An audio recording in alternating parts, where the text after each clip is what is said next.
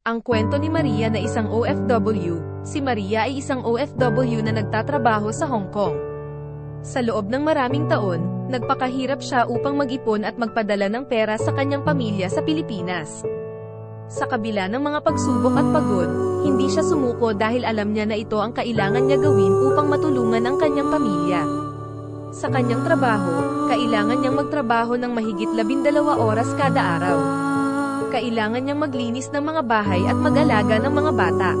Hindi ito madali dahil kailangan niyang magtrabaho sa loob ng mga bahay na hindi niya kabisado at kailangan niyang mag-alaga ng mga bata na hindi niya kilala. Ngunit hindi lang ito ang mga hamon na kinakaharap ng mga OFWs. Marami sa kanila ang nakakaranas ng pang-aabuso at hindi makatwiran na pagtrato mula sa kanilang mga employer.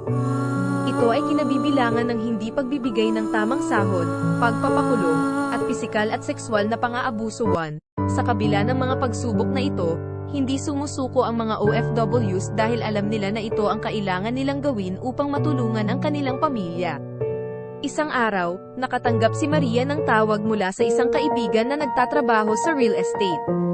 Ipinakilala sa kanya ang mga oportunidad sa real estate at kung paano ito makakatulong sa kanyang magandang kinabukasan. Dahil sa kanyang pagiging matyaga at sipag sa pagtatrabaho, naisip ni Maria na ito na ang tamang panahon upang mag-invest sa real estate.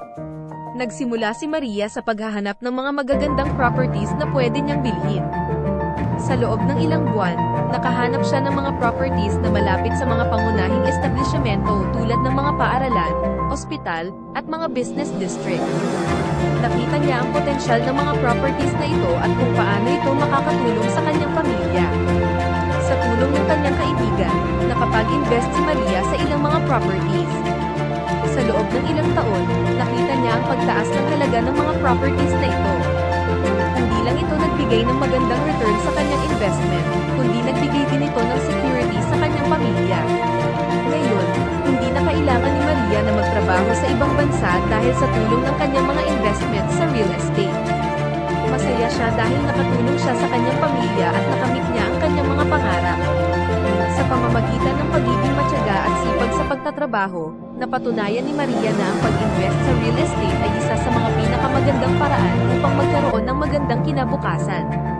Kaya naman, kung ikaw ay isang OFW, huwag kang mag-atubiling mag-invest sa real estate upang matulungan ang iyong pamilya at magkaroon ng magandang kinabukasan. Sana'y nakatulong ito sa iyo. Kung mayroon ka pang ibang katanungan, huwag kang mag-atubiling magtanong. Maraming salamat po.